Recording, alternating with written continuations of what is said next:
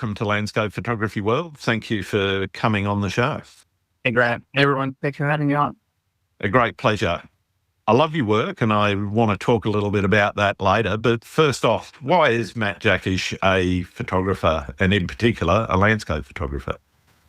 It's a loaded question. I could probably talk for a whole hour about that. Where to begin, really? I got into my job when I was about 24, 25 years old. I'm an air traffic controller. And it's a very, I believe left side of the brain.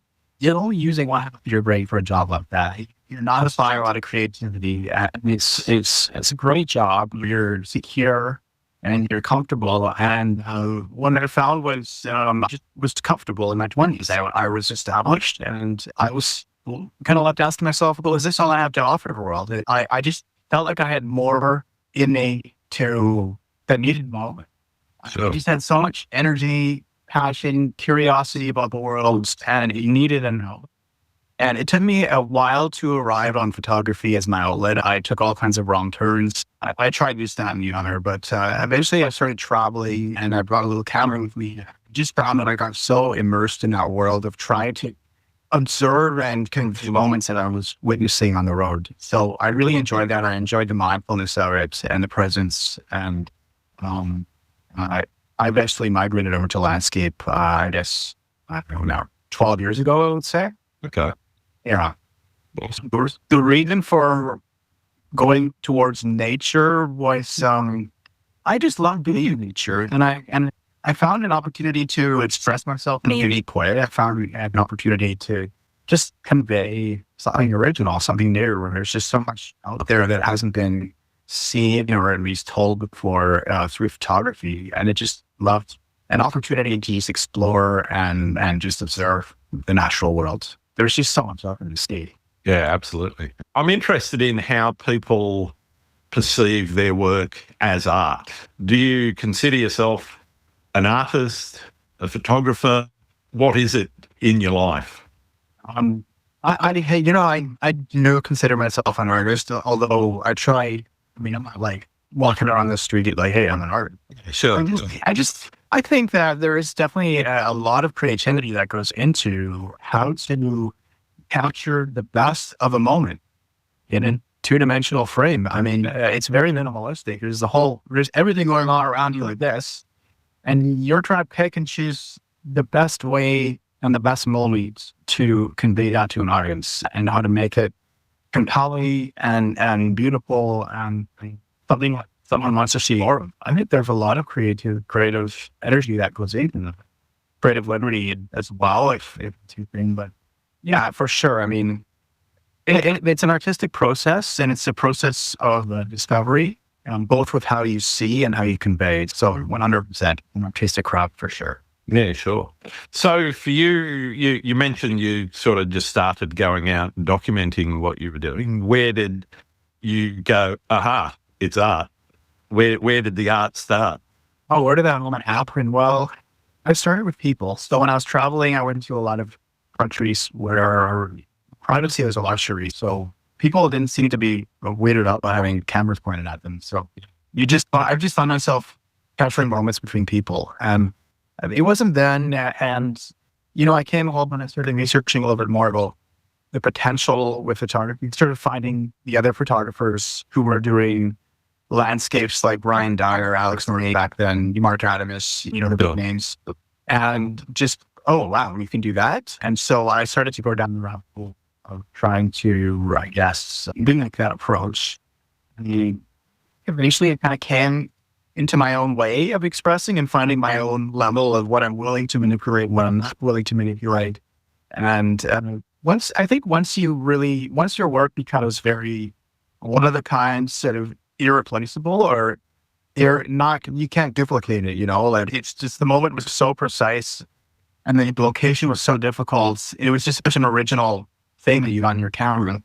Then I started to feel like, okay, like I don't think that'll ever be done again. So I'm pretty proud of that, and we'll call that maybe some art. Nice. Yeah.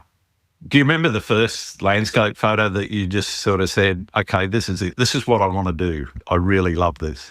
The moment that that's a tough one too. You ask good questions, but I'm going to say my first time in the Mount of Cinnamon, which is a prominent landscape in British Columbia. It's in the Rockies. Mm-hmm. They call it the Matterhorn of the Canadian Rockies. It's a really pointy peak. I was invited to join a few other photographers, and we slept in a hut together and just got up before sunrise and hiked. I just found myself incredibly present for that whole trip, and I was just so into my camera, and I managed to, we were a group of photographers kind of in the same place at the same time, shooting the same things, but I was able to get stuff that might have been unique to myself. I started to realize that, my approach is a bit unique. I was proud of, in this time, I was very proud of it. So yeah, I was like, okay, I can show up to a scene, and even if I'm with a group, I can do it my own way and capture something original. Mm-hmm. So that's when it stands though, and that was 2015. So around that time, I would say. Yeah, nice. And I guess, what was it that sort of sparked that in you? Was it the scenery, the company, just the overall experience? For sure, the scenery. I mean, it was just so powerful.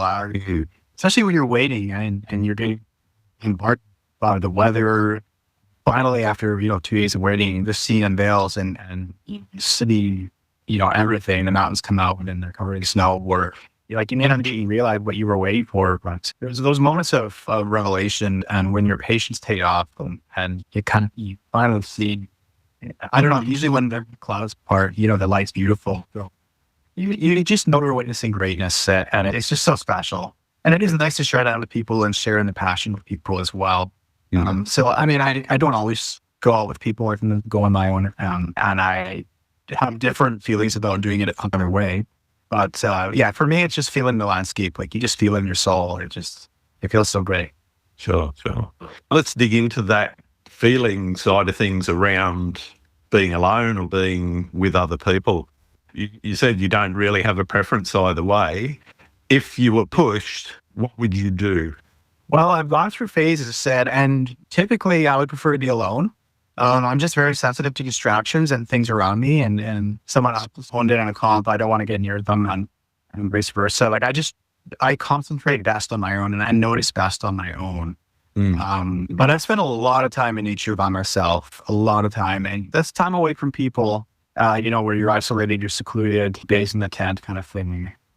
It does get isolating, and your experiences, even though you're getting pictures of it, they become not as relatable. So, there's absolutely a loneliness in that. Sharing that moment with other people, it is now something that I'm looking for a little bit more. Like, just calling out some of the local photographers and being like, "Hey, you want to do this tomorrow, or weather looks good on this day? Let's give it a try." And just trying to be a little more social about it. Yeah. Rather than, because you're almost like holding your visions to yourself. Like, if I have a vision of something I want to go get, why would I invite 4 other people to go get it with me? When it's my vision. Yeah, I get that. It's kind of selfish, but at the same time, you're on your own. So yeah, there's a happy medium there for sure. I still like being on my own, but I'm trying to gravitate towards sharing a little more and being with people a little bit more. And yeah, it's good to connect, it's good to get in passion, and you're like-minded people. So it's good to be with people like that. Yeah, it's not like you're sharing it with people that don't care about photography or don't care about nature. You're there with people that are like-minded and really want to spend time in nature with you. Yeah, 100%. And they're patient, and they're willing to go through a little bit of suffering or do long hunt there. So yeah, you have people like that in your life. Don't push them aside and you want to talk yourself. Have you ever done a shoot with non-photographers around? Typically, I really try to avoid that. I'm pretty good about getting to places where you don't see a lot of other people, but on occasion, it's just unavoidable. And I just really don't like it, because you're usually like obsessing over, a couple millimeters, trying to get whatever flowers or rocks in the frame, and people are creeping over you. And yeah, I try to avoid that in the past. So yeah, I always find there's a bit of a time pressure in it. It's like, okay, beyond the environmentals and the light and everything, where sometimes your time is compressed because you're only going to get that light for a few minutes as the clouds part, and then they close over again, But having somebody there that isn't interested in what you're doing is they're ready. really tough. Yeah. No, they're actually waiting for you. Yeah, I mean, like I either try my very best to manage their expectations and be like, I'm going to be honest for about half an hour, or I just avoid the situation altogether. Yeah, really try. It's almost easier if it's more than one person because they can keep themselves entertained or distracted while you do my thing. But if it's one person waiting for you, then that it can get tricky. Yeah. Yeah, yeah. I shoot with my wife quite often, and she will go for a walk on, usually a seascape or something like that, and she'll go for a walk along the beach, and then she'll come back and sit and watch me still playing around an hour and a half later. Not long, honey. Exactly. Yeah, I'll only be 2.5. Breakfast afterwards is usually nice, just after sunrise. It's Yeah. You just have to wait for it. And that actually brings up a couple of funny stories. I mean, my wife is very patient. So on occasion she'll come with me and she'll wait. And, she won't say anything, but I still feel the pressure, right? I remember we were once in St. Lucia and I was photographing this tree. And it was our third time there. I hadn't done what I wanted yet. And she was just reading a book and sitting on this rock wall.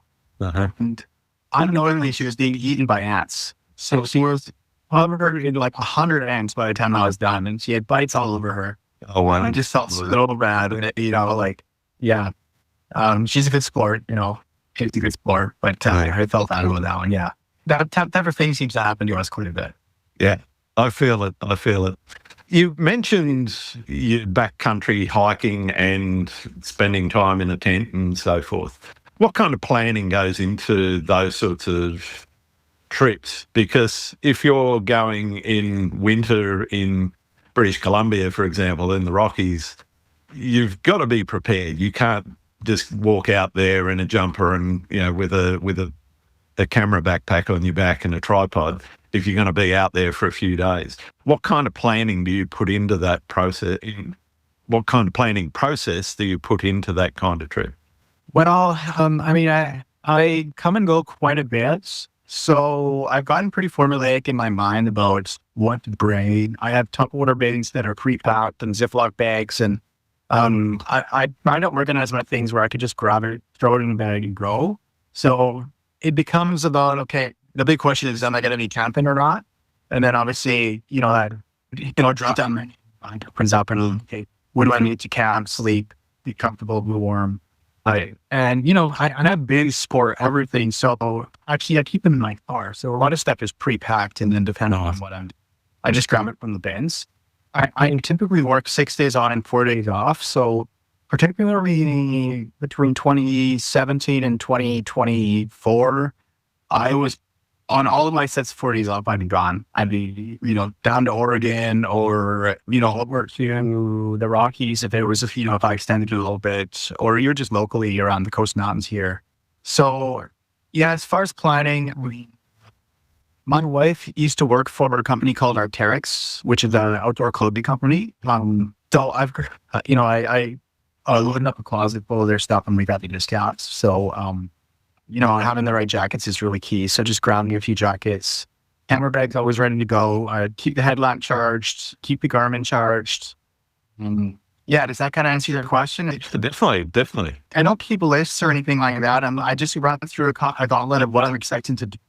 Am I going to be sleeping in the car? Am I going to be backpacking? Is it a daylight? And then I just throw things in the bag and dehydrated food ready to go. Yeah, so I'm just so used to coming and going that I just kind of fall into hardly think about it. I just find it interesting how different people work and think about, okay, I'm going on this trip. This is what I need. This is what this is what I got to take, and so forth. And I guess if you have that experience, then it becomes easier over time because you've learned the first 5 to 10 trips. Oh, well, I forgot to bring this, so I need that. I don't need this because that's extra weight, so I'm going to ditch that. After those warm ups, I guess. It becomes very habitual. Where it becomes problematic is if I have a really big trip coming up and I haven't done any small trips for a few months. You get out of practice and then you start packing and you realize how mentally out of this zone you are, and you have to really think hard about what you need for X, Y, and Z. And you just kind of fill those Ziploc bags up like I don't like leaving anything behind. I'll bring nail clippers and a lot of things like that. Right. Yeah, I mean, I prefer to be a little over prepared versus under prepared. So I enjoy to bring a little extra. I like to have a big book with me as well.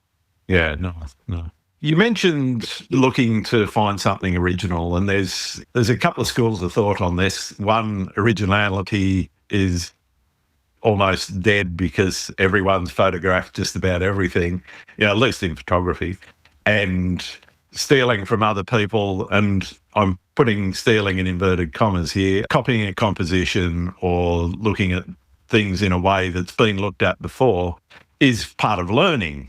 So you have that side of things, but then you have the other camp, which is, well, you've got to find your own voice, you've got to find your own style, and you've got to develop that. And to be honest, I think you need to go through some of the copying / stealing side of things to get to the point where you can add your own flavour. How do you infuse your style and vision into your images?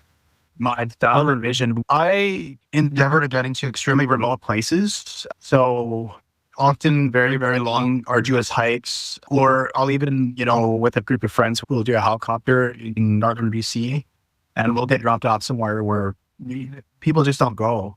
And so, but it's far easier to be original when you're willing to carry your gear long distances or go down. Go places other people don't go. Yeah, basically. I mean, it's hard to get an original shot of an iconic mountain that you can drive to. But if you're willing to hike a little bit, you get off the main path. I think that it's really not hard to do that at all. So I think one major advantage I have is just that I managed to keep extremely fit and just train a lot. And I'm just ready to go for any adventure. I can carry heavy loads and hike for 10 hours and you're going to wind up somewhere pretty special if you're really good at that.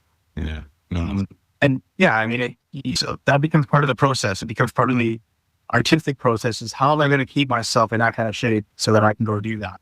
It is very time consuming to be able to just drop everything and go on a trip like that and be able to keep up. Yeah. Yeah. Are you trying to tell stories with your photography? What is it that you are trying to express to your viewers? Well, I've heard it described as like you're capturing a moment in time, a special moment.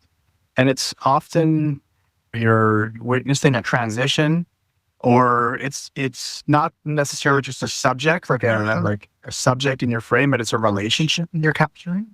So I think there is a bit of a story there. It's, something that you wouldn't be able to describe with words. Like a glacier suddenly revealing your fog and layers in front of it and stuff like that. And it's just hard to just describe that stuff to words that we wouldn't know what that looks like. So, yeah, I think that there is a story there, and I really try to do it with one shot. Just take one shot that best encapsulates that moment. Like a whole bunch of them. So, I hope that answers your question. I'm fun. Yeah, transitions and relationships with nature. That I want to go for, and I like to. I'm going to butcher this word, but I like to anthropomorphize my shots where you're getting like kind of the human elements, the human characteristics. I like finding that in nature as well, where you get a bit of a, David and Goliath type of scene, or two trees in a romantic embrace or something like that.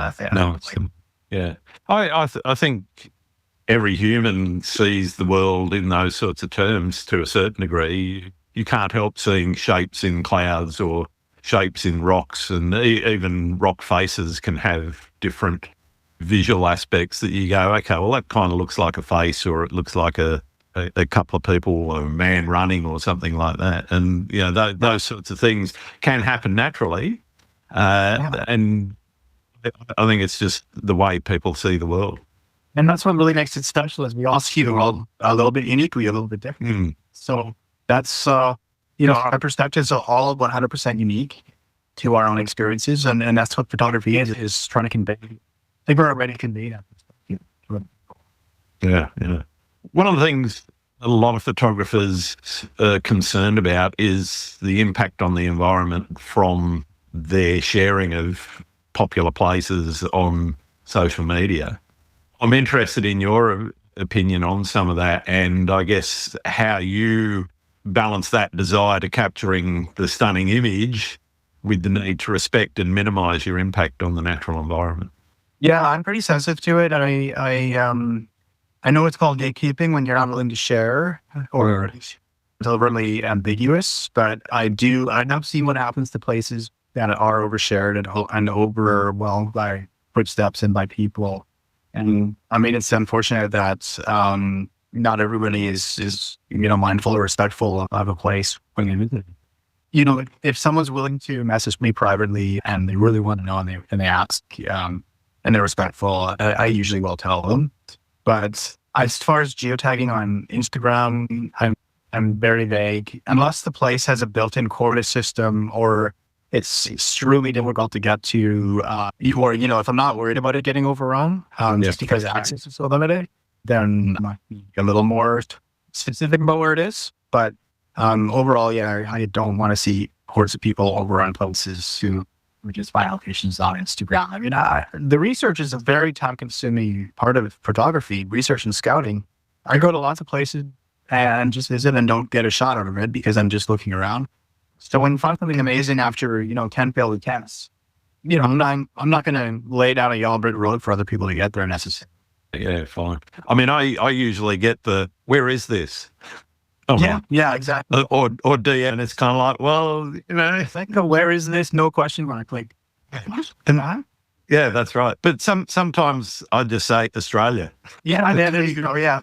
The image is extremely vague and they'll usually get the. How do you deal with the comments though, where people are saying, "Hey, you're being a gatekeeper. Why are you doing this?" What's your feeling on that? Much personally, because I'll either just ignore people who ask me where it is, or I will tell them. But I find it weird. Like sometimes they did a professional photographer asking me or something else. That I'm probably not going to tell them. That's their job, right? Well, the thing is, it's not that hard to do your own research and find these places. I mean, when there's no trail and very little information, it can be difficult to find. In British Columbia, still has a lot of wild spots, so it can be difficult to find some of these places. But I haven't had too much backlash about that. I have called people out for being a little bit too liberal with their prices. That made me their spiel about this is why I label my places. And I think everybody has a right to know, and with proper education and legal trace principles, these places can be shared by all. And I do get that, but that just hasn't been my personal experience. I see trash on the trails. I see dog food bags. I see people having fires where they're not supposed to, people chopping branches where they're not supposed to. And I just don't have a lot of patience. I've seen discarded tents. Oh, really? Yeah. It's like they've just got up, the tents collapsed because of wind or something, they didn't put it up properly. And they've just walked away from it, packed up the sleeping bag and got out of there. It's like that. Someone's going to have to carry it.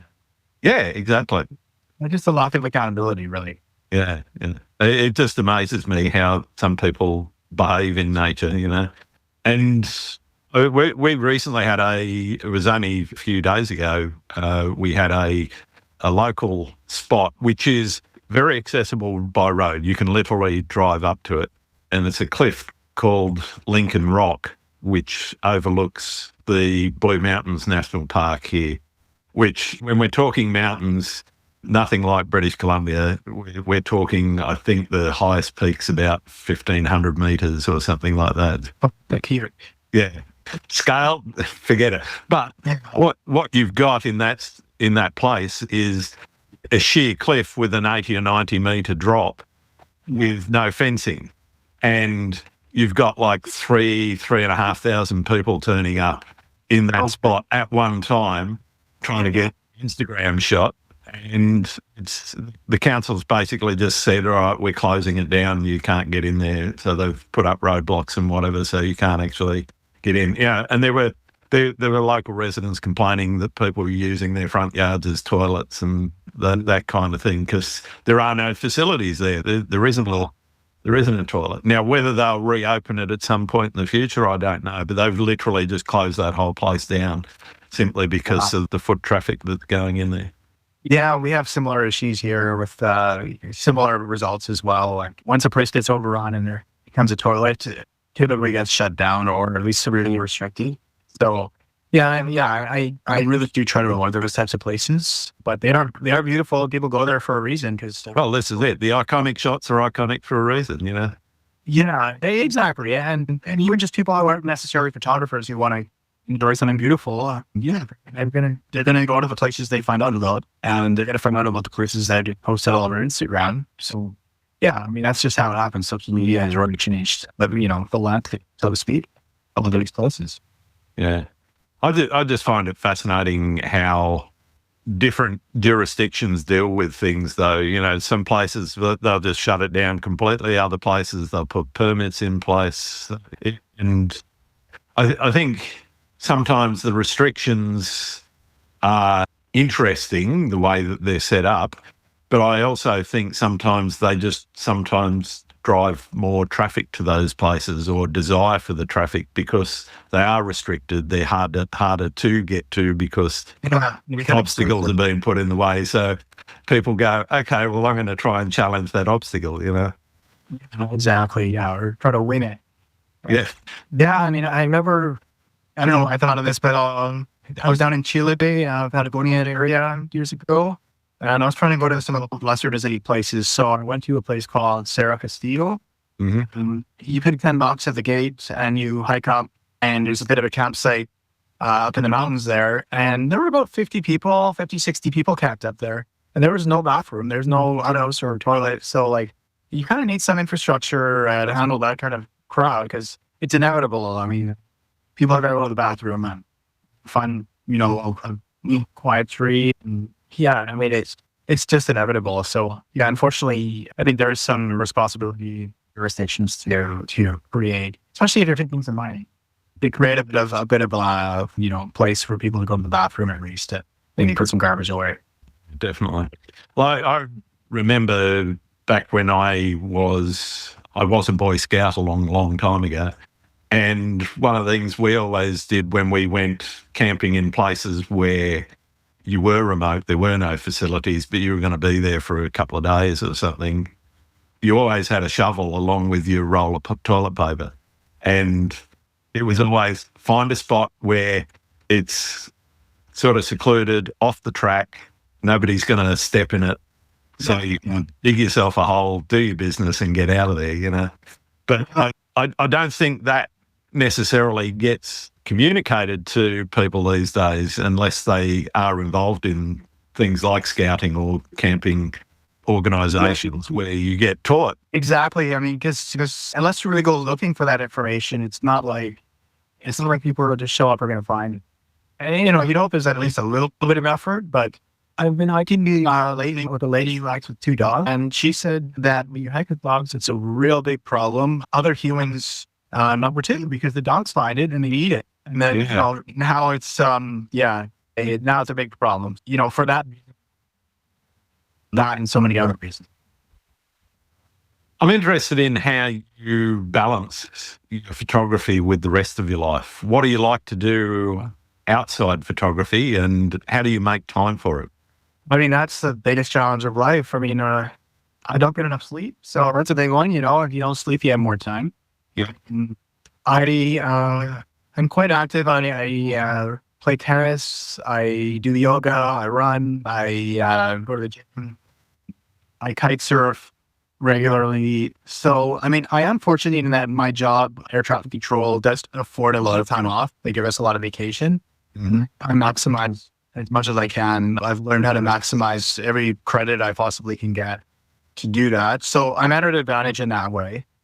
And, I have a partner who is very patient with me, and she lets me go off and do my thing if she's unable to come. I don't have children. It's a big one as well. And I'm generally fairly selfish with my time. I have things that I want to do, and I make sure to hold space for them. And I set boundaries, and I just make sure that I have time and windows to go out and do things. So I'm quite minimalistic with anything else in life. I keep everything kind of at arm's length. I make sure that I have time to do what I need to do to set myself right, good for mental health, get exercise, and be ready for another work week. Yeah.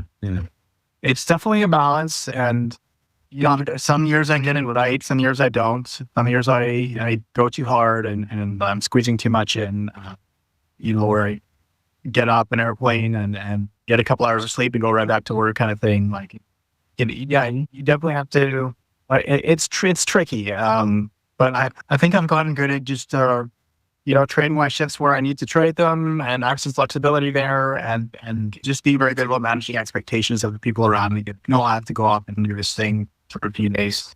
So yeah, I mean, it's just communicating, what you need and making sure that you do all your boundaries. Yeah, no. Sorry, I'm just trying to find my place in my thing here. Well, Sorry about that. How are you doing it? How are you balancing it? How I balance it? Well, I'm retired from a long career in IT, and so for me, there's not much balance. I'm podcasting. I'm doing photography related stuff quite a bit. I mean, obviously, I've got the wife and the family. I've got a new grandchild. He's just turned 1, so a lot of time spent with family and doing those sorts of things. With that, over the past year, we bought a motorhome a couple of years ago, and we've done a few trips, but nowhere near enough as far as I'm concerned, because Never enough. more opportunity to be out there and being places which aren't here at home. So there's always more I feel I could do, but there's never enough time to do everything that I'd like to do, and that's one of the struggles that comes with being retired as well. You think, oh yeah, well, I've got lots of time, but once you get through the household chores and all the things that need to be done around the house, and then, there's the grandkid, we're looking after him this weekend. Okay, that's great. Absolutely love it. But it's a soaking time, so that's a weekend gone where I'm not out doing photography. So then you just go, okay, well, that's when I can do it. I'm going to schedule it. Having shared calendars with other people in the family makes a really big difference for me, and being able to say, okay, well, I'm blocking out this time. I'm getting in the camper van and we're going, Well, I think, it's probably not a bad problem to have too many things on the plate to do versus not enough. And if you don't have enough engagement in your life or connected or things of your curiosity, I guess, and then, life can dry up a little quickly. And yeah, definitely. I speak to, have all that on the go. So your budget, you can find them. Yeah. And the podcast, which I'm doing for love, I don't do it for money. I do it because I really enjoy the conversations that I'm having. And so it in itself takes up time, so if I've scheduled that, well, I've done some episodes from the van, and that's fine.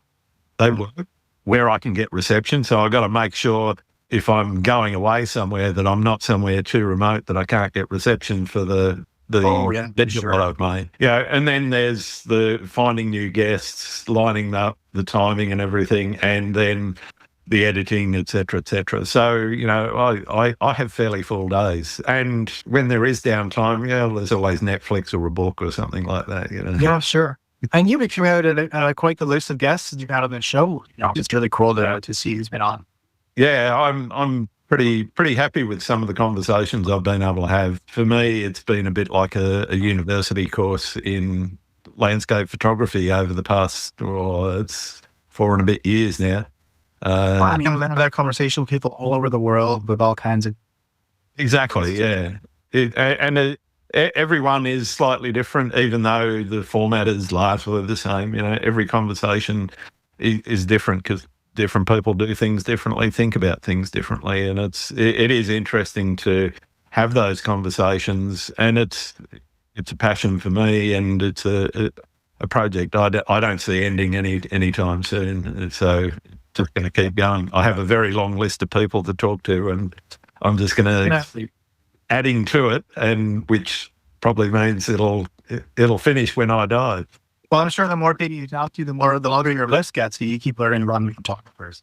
Well, that's it. And everyone, brings up new names as well, which is fantastic. And being able to, find new photographers that I haven't seen their work or haven't spoken to. And, some of the people that I have spoken to have long careers that, span multiple decades, and you can, dig into, okay, well, Why did you choose to go here or do this or whatever? And for me, it's just fascinating hearing those stories from everyone. Yeah. Yeah. So everybody's coming from a different place. So you talked a little bit about the way that you feel in the field. What are you doing from a technique perspective around your photography? How are you thinking about, from even before you go out, you mentioned that you have a vision. So are you doing pre-visualization of your shots and you've got a bit of an idea, if I go here at this time, I can see this and that's what I'm going to put together? Or are you more spontaneous in the moment when you get out there? You go, okay, well, I'm going to go here. There will be something interesting. I don't know what it is. What's your preference? Oh, I mean, it's a bit of both. It's definitely both. I do a lot of pre-visualization where I'll scout a place and I'll kind of ask myself the questions about, okay, what would this look like? Yeah, in this time of day, this time of year, with the sun over there, maybe in the fall or in the winter or whatever. And I will try and come back for places like that. And sometimes if it's accessible, I'll do multiple trips to them. But I find that way more success just in the moment, seeing something I didn't expect, lining something up that I just very much in the moment was walking by and I'm like, oh, wait, there's something here. I might not even know what I like about it. It makes yourself ask those questions. Like, what that catches my eye? What do I like about this? Can I get it into my camera? Yeah. And it's moments like that actually I prefer, I think, because you become almost very fluid, very in the moment, very present. You're basically just experimenting with what is presented to you. And I do find I have a lot of success with that style as well. And just that spontaneous way of seeing, I find is gratifying. It's a surprise, basically. And you show up for it and a gift handed to you, something beautiful. And so I actually went back in my portfolio recently and sort of counted how many did I pre-visualize and how many just happened. And I'd say 3/4 of them just happened. Interesting. But as far as like a time, but I'm usually out there pre-visualizing more than I'm just shooting spontaneously. Like I am usually on a quest for something, more often than not, but something else will happen. So you like to keep your mind open to possibilities. I think you can come away with all kinds of stuff. And a lot of those moments only last a moment. So you gotta be ready for it and you gotta drop everything and see it. Yeah. Well, the key to that is understanding your gear, understanding your technique and those sorts of things. And you mentioned experimentation. I'm always interested in how people deal with experiments that don't work and how they learn from them. What's one experience that you've had where you've gone, okay, this didn't work, but I really took something interesting away from it? Oh, that's a tricky one. So sort of a plan B that became better than. Yeah. Well, I mean, I'm going to say I was visiting this. I don't know the name. It's a waterfall in Iceland, and it's in a cave. One of the fossils. Sorry? One of the fossils. One of the bosses, yeah. It starts with a G, and I couldn't even remember how to say it, let alone pronounce it, but it's a cave waterfall in Iceland. It's quite well known now. And I showed up in the middle of the day one day. I was just kind of running into the waterfalls, and it was packed with people. There was no way I was getting anything done there. So I left and I went off to the other side of the country and drove all the way back on the same day. I mean, it was a big day where I went all the way down and then all the way back. Wow. And so I got back to this waterfall at around 9:30 p.m. and it was still light out because it was summer. So the people had cleared out. Nobody was in there. So I went in there. I had it to myself. You can only really one shot and you can get in there. So I kind of had that in my mind and going to this one shot. And as I'm setting up for it, a light beam from the opening of the cave shot in. And then it lit up the waterfall and a double rainbow appeared. Wow. And I'd never seen this shot with a double rainbow. So I got the typical shot with the double rainbow, but then I kind of found a different angle and managed to shoot the rainbow from really close and then the waterfall in the distance. So it almost looked like the waterfall was shooting the rainbow somehow. Like so. A really bizarre effect. And in a way, that one kind of turned out better. So unique and so the moment where who uses the rainbow was my forebear. Yeah. Well, I just reposted the shot recently on. Yeah. So yeah, I mean, in hindsight, that really worked out. I'm sure there's way more other stories I could come up with, but that's the one that's done. So now, a plan becoming or a spontaneous moment, kind of just rolling with it and getting something. Yeah. Yeah. What has landscape photography done to help you grow or change as a person, do you think? It's gotten me outside a lot more. It's gotten me out in nature. It's gotten me more observant. I've learned from a lot of the bigger names like Mark Animas and Ryan Dyer and those guys. So you learn how they see, head down with you into the field. So it's changed the way I see things, and you just learn you become more susceptible to beauty, more sensitive to it. You're more open, you notice more.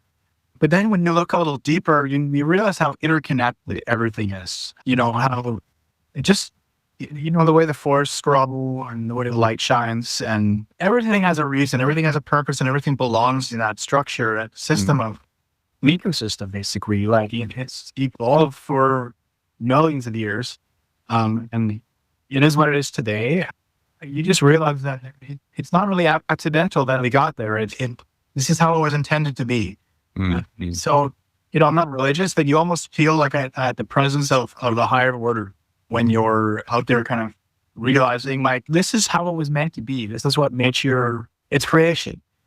It was meant to look like this. So, I find a lot of sanctity in that. So, yeah, photography has brought me to that sort of perspective. And, I think I've gotten a lot out of it for sure. Fantastic. Yeah. Is there a favorite place that you've got unfinished business with that you just want to keep going back to? Oh, yeah, I have a lot of favorite places that I have a lot of places. Yeah. I went to Pakistan in 2021. Okay. Over in Pakistan, and right away you're just like, this is the best place to photograph mountains. It's just amazing. So I'm going back this year in fall, and we're doing a bit of a different area, but yeah, I mean, I just have so much of that place that I want to get into my camera and just witness and feel. So that's one place. So you're talking about places that I want to go back to in general? Well, I either want to go back to or places that you keep going back to because it's so good. There are forests on Vancouver Island that are extremely special, and I find myself going back to them over and over again. And I'll visualize, if I only got fog here, or if the light was only coming from this direction, and if the leaves were turning, orange. So I find myself returning to some of the same trees over and over and over again. Mm-hmm.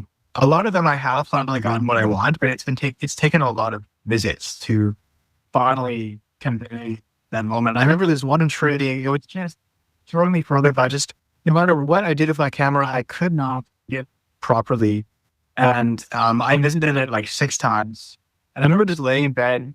I was thinking about that tree, and I had this aha moment. I was like, I know what I need to do. And I think I went back and I got on the ferry, went back, did what I had in mind, and it worked out really well. So yeah, I mean, it's nice when you finally just figure the geometry out. Just figure out what is it that needs to happen here to make this, to convey what it is to the viewer. Yeah.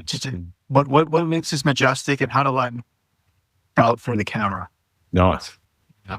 What if, and this could be worldwide, what if you could retire at one of the places you've shot? Which one would it be? Retire? Like live there? Yeah, like live there, and that's where you're going to photograph for the rest of your life. Oh, well, I think, the greatest gift in life is change, and being able to have different flavors and trying different things. So it's hard to just pick one flavor of ice cream. You'd like to pick one place. I mean, there's a place in Semaphore, in Pemberton, which is north of Whistler, which is quite famous, as called Semaphore Lakes. And I'm just in love with that area because it's just all encompassing. It's got, the lakes, it's got lovely colors, mountains, glaciers, waterfalls. And so it really has it all in one. That's a beautiful place that I could go back to over and over again. In general, like I'm in Vancouver, British Columbia. I'm very happy here because BC has so much that has not been seen or done. If you look on Google Maps and just zoom out and look at the province of BC and go up the northwest of the province, there's just endless fjords, endless glaciers, endless mountains. we don't see a lot of people because you can't get there by traditional means. I'm happy to live here and live out my years slowly visiting those places. Nice. I have a core group of friends that once or twice a summer, we will pick a place and we will, get on a helicopter and get them to drop us off for a week. And we'll just live there for a week and in the middle of nowhere, roam above the trees and climb every mountain we can and photograph every direction we can. And I'm just so grateful to be able to do that. I just feel so full of joy after coming home from a trip like that. It's just so rewarding to have those experiences. Awesome. To have access to the wild like that is just great. Yeah, nothing better from the sound of it. And having been to BC a couple of times, it's I'm with you. I could definitely. It's one of the places I'd happily retire to. Yeah. Mind you, I've already picked my retirement place, and we're not living there yet. We're currently in the process of building a place about an hour and a half up the coast from where I am now. 35 surf beaches within 30 minutes drive. We're about 200 metres from a lake. And so, yeah, I'm pretty happy with where we've picked and looking forward to exploring that area in detail. I don't know if I'll end up in the country like you're going to, or if I'll stay in the city when I'm not working anymore. But I do like kind of the central and getting a bit of the best of the group. We'll see. I might end up on like the round as well. Yeah.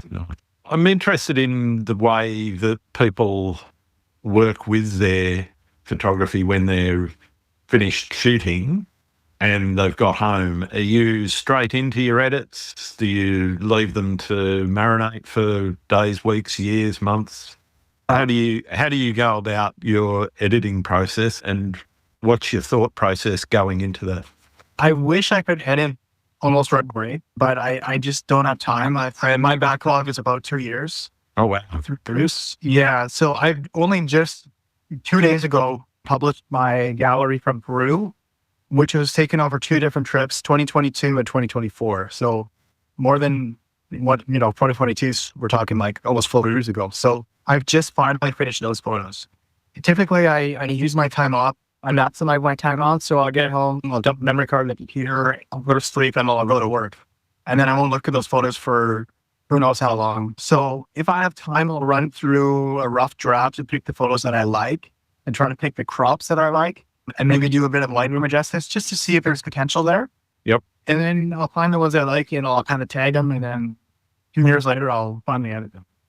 My intention is always to stay true to form, to stay true to reality. I don't swap my skies. I don't, try not to do too much time blending, right? Not focal length blending or stuff like that. I mean, I really try to stay true to form, try to get it done in 1 frame if possible. So that's edits taken maybe an hour, maybe 2. If there's exposure blending, focus stacking, it can take longer because I try to do that stuff manually. But my intention is true to form, keep true to nature and true to reality. Yeah, nice. And in terms of editing, what kind of time are you spending on something that might be you're looking to put into a portfolio, for example? How long would you spend on a portfolio image? Is it a few minutes, a few days, a few weeks? I'll do the quick Lightroom draft kind of thing. That'll take 20 minutes, and then I'll sit on it for a year or 2. And then when I go back to it, I would say I spend a good hour to 2 on each image, just making sure that I have all the components just right. I really try and dial in where I want the viewer's eye to go and make sure it's the brightness and the color correction of the frame is correct. If I'm getting color correction, it's really difficult because different parts of the frame need different color correction. So I'm really meticulous, and I just make sure to spend a lot of time making sure I get it right. Yeah, 1 to 2 hours that'd be on the short side, and then if it's a really complicated image like a panorama that has focus stacking and exposure blending, I've worked on an image for 8 or 10 hours. Yeah, wow. Just so many frames that have to go into it, especially with the older cameras that didn't have great depth. It's so many shots. Yeah. And if there's a lot of solar flare, that is very time consuming as well, especially in a panoramic shot. Absolutely. Anywhere between 1 and 10 hours. Amazing.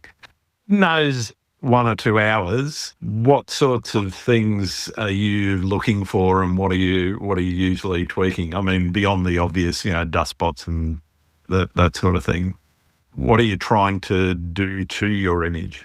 I mean, for me, honestly, one of the most time consuming parts, let's say I'm taking 200 shots of kind of the same thing. Yeah. First of all, choosing which one I want to use, and then choosing the crop. I find that getting the crop right is very time consuming because I'm very meticulous about exactly the frame, what it should be. Once I've done that, then it's color correction, selective contrast, and getting textures correct. So making sure there's, the lights. I'll accentuate the light a little bit using arts and light painting techniques in a very subtle way. I'm trying to make it very subtle. And again, just finding ways of drawing the viewer into the frame. So, I'll make sure that there's kind of the bottom and the inside of the frame are a bit darker and maybe cooler.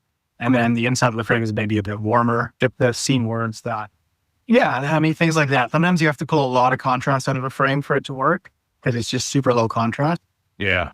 So just things like that really. I know some guys are try to, I don't know, make believe on the computer. And anyone can really do that, especially now AI. You can generate any scene you want. So I've decided to sort of veer in the direction that I presented with, and what can I squeeze out of that scene. I've recently adopted a tool which doesn't have any AI capability. It does have AI capability built into it, but you have to pay for the AI. And so I don't pay for it. It's actually a free tool, Affinity. Yeah. And the nice thing is you can use your Photoshop plugins where they work. There's a few that don't, but most of the ones that I use I've found work. And pretty much all of your adjustment layers, adjustment brushes, et cetera, they're all in there, and they're named pretty much the same thing. So they're really easy to find. So it's a Photoshop type of program I've never. Yeah. And it's kind of like where Photoshop has Camera Raw built in as well. So when you open a raw file, you're in a pre-development phase, a bit like Camera Raw, where you can adjust and mask and do a few things. There's no AI masking in the version I'm using because I'm not paying for that component. I don't want it because I really don't see the point in it, which means some things are a little bit more manual.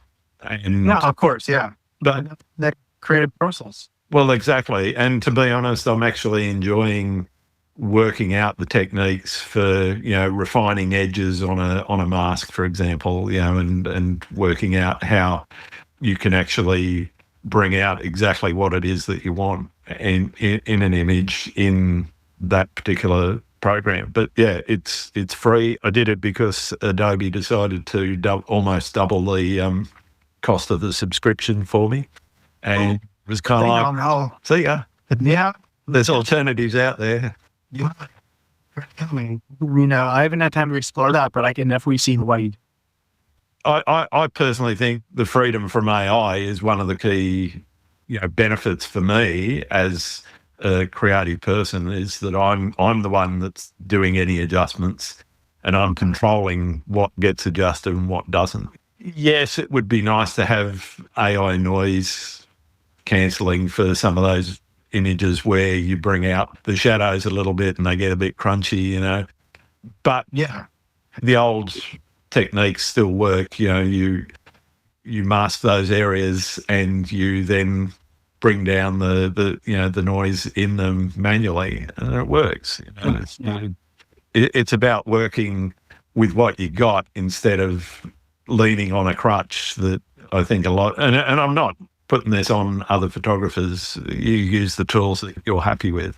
But I was leaning on a couple of crutches there with Photoshop, and as far as I'm concerned, I've sort of thrown them away, walking on my own and doing things that I can do with the tool that I've got, and it's working for me. That's perfect. Yeah, you've liberated yourself from her tentacles of. Well, liberating myself from the cost of fictions as well. Perfect. Yeah, I mean, I've managed to avoid that by not doing the updates. Like, I rarely do the updates. Yeah, nice. I've only just started playing with the AI, the denoise in Lightroom, and when you have a noisy image, and yeah, I'm pretty amazed by what.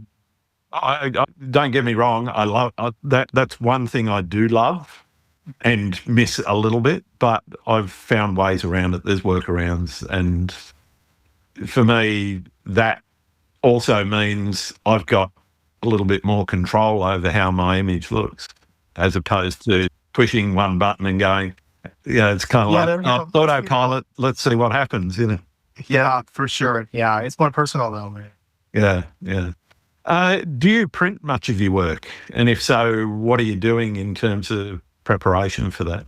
I really do not print very much. I mean, I'll sell prints if people want.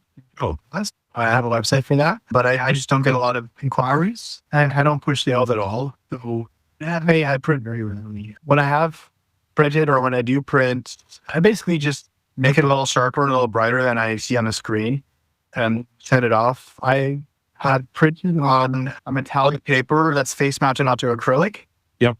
I really like that effect, and what the guy does is he'll send me a proof without the acrylic, but just the metallic paper. So I'll run through that process a few times and, kind of going to look at it and see if I like it and adjust it accordingly. And it's usually a brightness issue for me. I just find a lot of things come back too dark. Yeah. Cool. So you don't have the backlighting of the screen, so you've got to lift your shadows a bit. Yeah, exactly. Yeah. I printed for myself, but I'm not a salesperson. And that's not really why I do it. I don't want to sit in an art booth or push sales online. And so I generally photograph just to stay curious, and it's kept me very curious. Yeah, printing is not something that I've done a lot of. I'd like to do more of it than I would like to do a book one. But when time permits, yeah. What about the times when inspiration is lacking? Do you ever have those inspirational or creative blocks that people come up against and you go, I'm not feeling it. I don't really know where to go. All the time, yeah, I do. I keep lists of places that I want to go explore or go back to. So that helps. At least I have a reference for, even if I don't have something in my head to do or I'm feeling particularly creative, at least it's somewhere I can go and be in a beautiful place and maybe take my camera out or maybe not. I'd say 4 out of the 5 of my endeavors, my hikes, I don't even take the camera out. I'm just exploring. The lights feel good. It's cloudy, or there's just nothing interesting to really point. Maybe there is, but I'm not seeing it. I'm not hearing. So I just try to put myself out there, and if something happens, it happens. And I'm often surprised, and something does happen. But if it doesn't happen, at least something's still there, and I'm enjoying a day outside in the mountains or the forests. Yeah, fantastic. What do you see as photography's place in society, and where do you see it going? Landscape photography or photography? Oh, either or both. Well, it really depends on intention. I mean, how it's consumed and what people get out of it. We live in strange times. There's all kinds of stuff happening in the world, the politically. It's a competition for people's attention these days. Definitely. And I think, having a connection to reality is very important. And I see reality in nature. I found the best grounding happens when you're in nature. Providing people images of that, I think, might be calming. It might give them a perspective they didn't know was real or was available. So photography is about presenting perspectives. And I think it's important to share perspectives that are rooted in reality, because, it's easier to just lose the plot on your whole life and forget why you're alive, why you're here. And, keeping multiple perspectives flowing online and if I could, keep people grounded, basically. Yeah, definitely. You can use photography to skew perspective. And so, that's why intention really comes into play. Is if you're an honest photographer who just wants to share a moment or something that actually happened, maybe your audience can entrust you, because trust is important in photography. So I think that people choose carefully who they trust in where they get their information, but also whose art they appreciate. And yeah, it's just about connection and perspective and attention for me, if that makes sense. What's the best and or worst piece of advice anyone's given you? Oh boy, I've had a lot, and of course I'm blanking, but the one that sticks out in my mind is it's keep one foot in your ideal of the way you wish the world could be, and 1 foot in reality with whatever that may be. So live your dream or how you wish your life could be, but make sure you keep a connection with, stick around with how things actually are. So you can have your principles, but at the end of the day, the world is what the world is, and life is what it is. You have to find a balance there. Some people are firmly, just very practical mind, very, kind of almost cynical about the way the world is. Yep. And they're just consumed with that. And other people are often neverland, and they're completely in an artistic mindset or a creative mindset, and they may have no practical value whatsoever, and they struggle to put food on the table, even just to figure out how to survive. Yes. So you have to kind of find out how to reconcile those two ideals, those two worlds, even just recognizing that that's a thing. Like, how do you want things to be, and there's how things are, and how do I put that together and livable? So that's one that stands out to me. I think I'll go with that. Yeah, no, that's great advice. Fantastic. Are there any other photographers out there? You've mentioned a couple, and I think I've spoken to at least one or two of them. Are there any others that you think I need to be talking to on the podcast? Yeah, you've already interviewed Tristan Todd. He's a friend of mine. Another one is Morgan Carmount. I don't think I've spoken to Morgan, no. Yeah, no, he's been very outspoken and very passionate young guy and very gifted. So I think he'll have a lot to present to you for sure. I've done several hits with him, and he has his opinions about photography. So him. Another guy, have you interviewed or spoken with Blake Randall? I might have. I'd need to go back through my list. Sorry. Okay, not Blake. I'm pretty sure he's already on my list, but I can't really not have spoken to. I'd be surprised if he wasn't on your list, because he won Natural Landscape Awards in third year, I want to say.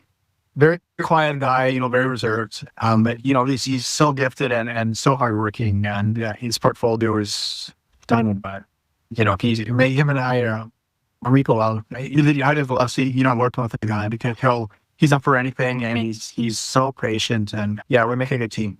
Yeah, I've just double checked. No, I haven't spoken to him, but he is definitely on the list. Okay, good. Yeah. Fantastic. Increasingly growing list. Yeah, no, thank you for that. My last question is one of the most important issues across not only photography, but life in general. Do you like pineapple on pizza? Oh, yes, I am a pineapple on pizza person. And when that comes with a big butt, I hate not the cheese. Oh, wow. Okay. If someone puts a Hawaiian pizza in front of me, I will pick off the cheese. Wow. Place the toppings. I have a bit of an allergy to dairy, but I just hate the texture of the cheese. So, okay. Yeah. Also, I put ketchup on bacon. Some people think that's weird, I think. No, I can see that. I've used a number of different condiments on bacon and experimented a bit, and there's a few that work, there's a few that don't. But the French beer gun, whenever you got, it's put it on. Fair. All right. Well, thank you very much for taking the time to talk to me, Matt. It's been wonderful getting to know you. Where can people find your work?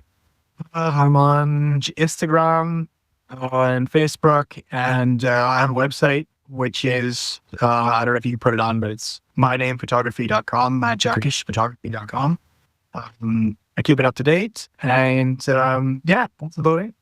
Brilliant. Thank you very much, Matt. Thanks, Grant. Appreciate it. Gratitude. Thanks again for listening to Landscape Photography World. I hope you enjoyed the show, and keep listening, because I'll be joined by some great guests in upcoming episodes. You can find my work in this podcast at gruntswinburnephotography.com. I'm also on Vero, Photo, YouTube, Instagram, Facebook, and Blue Sky. Don't forget to like and subscribe, because it really helps get the podcast seen and heard. I'm Grant, and I hope to see you out shooting soon.